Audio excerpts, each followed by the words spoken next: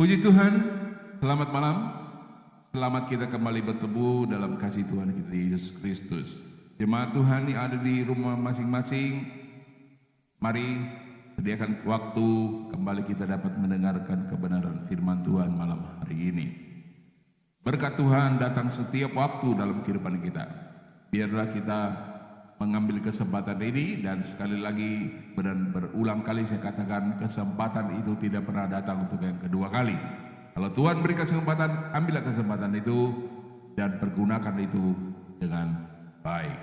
Puji Tuhan. Sebelum kita mendengarkan renungan firman, kita tundukkan kepala dan kita mau berdoa. Bapa di surga, terima kasih buat kasih-Mu, terima kasih buat pemeliharaan Tuhan dalam kehidupan kami. Kalau kami sampai ada pada malam hari ini hanya karena berkat Tuhan, pertolongan Tuhan yang luar biasa. Berkati kami Tuhan malam hari ini, biar firman-Mu tertanam dalam tanah hati kami, bertumbuh dan berbuah bagi kemuliaan kebesaran nama Tuhan. Terima kasih Bapa, terpujilah akan nama-Mu. Kami akan mendengarkan firman-Mu di dalam nama Tuhan Yesus Kristus. Harapan-Mu ada atas kami semua. Haleluya, amin. Haleluya, puji Tuhan.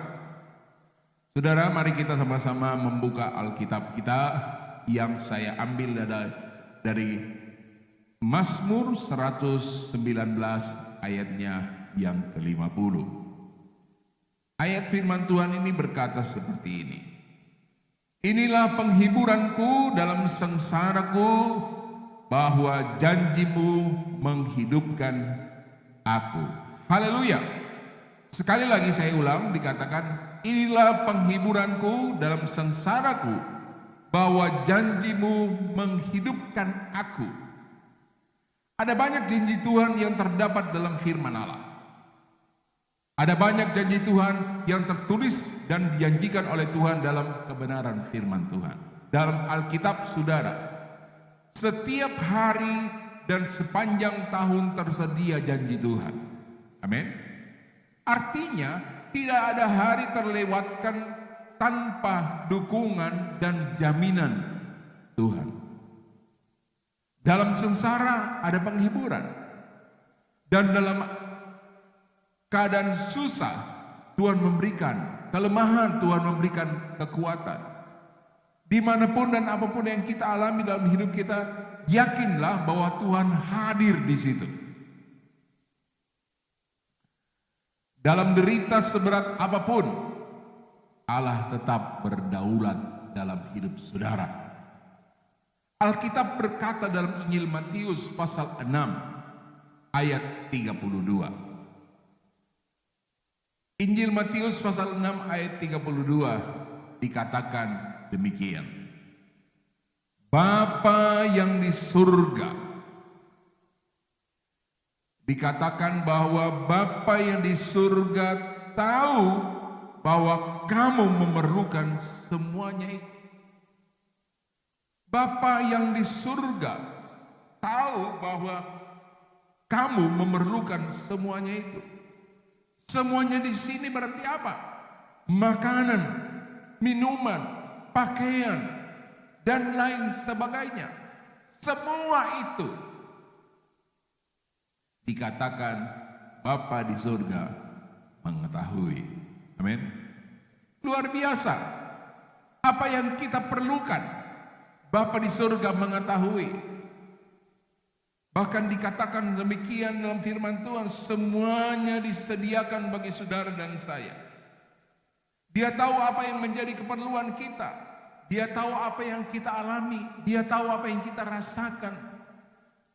Ketika Samuel datang ke Bethlehem untuk mencari seorang raja bagi Israel atas perintah Allah, dia bertemu dengan orang tua Daud di rumahnya, dan kepadanya hanya diperlihatkan saudara-saudara Daud yang gagah perkasa. Kita mengetahui tentang cerita itu. Tetapi ingat, Allah tidak melihat itu. Allah melihat hati. Dia tahu isi hati daripada Daud. Dan Daud dipilih menjadi raja.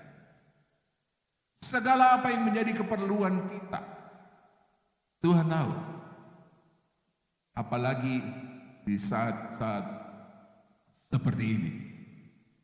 Banyak orang mengeluh, banyak orang menjadi resah, banyak orang menjadi khawatir, banyak orang menjadi takut. Tetapi ketika orang membaca, kalau kita kemudian kita membaca dalam Matius pasal 28 ayat yang ke-20. Matius pasal 28 ayatnya yang ke-20. Dikatakan begini, dan ajarlah mereka melakukan segala sesuatu yang telah kuperintahkan kepadamu, dan ketahuilah, aku menyertai kamu senantiasa sampai kepada akhir zaman. Amin. Luar biasa. Allah menyertai kita sampai akhir zaman. Ini adalah janji Tuhan. Ini adalah janji Allah kepada kita, kepada orang yang percaya, kepada orang yang setia, kepada orang yang taat kepadanya. Penyertaannya bukan hanya sampai pada akhir zaman, tetapi Dia menyertai kita sampai di surga. Sebagaimana yang dikatakan dalam Injil Yohanes pasal yang ke-14 ayat yang ketiga. Injil Yohanes 14 ayat yang ketiga. Saya bacakan demikian dikatakan oleh firman Tuhan. Dan apabila aku telah pergi ke situ dan telah menyediakan tempat bagimu, aku akan datang kembali dan membawa kamu ke tempatku, supaya di tempat di mana aku berada, kamu pun berada. Dia bukan hanya menyertai kita sampai pada akhir zaman, sampai kita ada di tempat yang Dia sediakan di surga. Tidak ada yang perlu kita khawatirkan, tidak ada yang perlu kita takutkan, karena janji Tuhan itu menghidupkan saudara dan saya. 1 Korintus pasal 10 ayat 13. 1 Korintus pasal 10 ayat 13. Ini memuat janji Allah yang luar biasa. Saya senang ketika membaca ayat ini. Perhatikan, pencobaan-pencobaan yang kamu alami ialah pencobaan-pencobaan biasa yang tidak melebihi kekuatan manusia. Sebab Allah setia, karena itu Ia tidak akan membiarkan kamu dicobai melebihi kekuatanmu. Pada waktu kamu dicobai, Ia akan memberikan kepadamu jalan keluar, sehingga kamu dapat menang. Betapa baiknya Tuhan, bukan?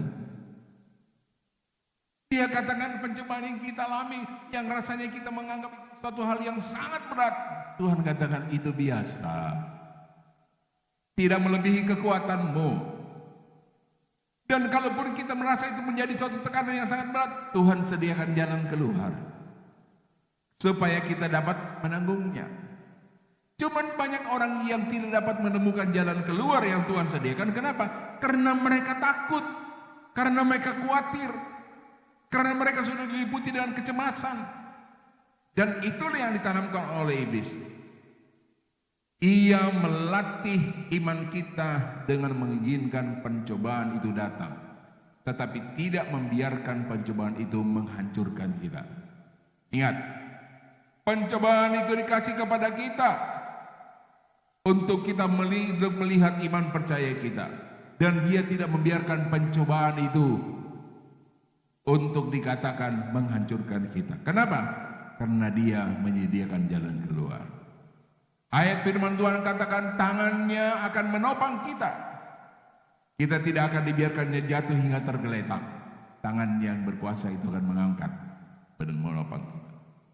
Ia menyediakan pertolongan di batas kemampuan kita.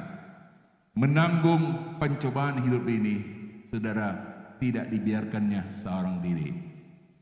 Tuhan ada hadir bersama-sama dengan saudara. Ketika kita merasa diri kita aman, Dia memegang tangan kita. Ketika kita merasa tidak mampu, Dia mengangkat dan menggendong kita.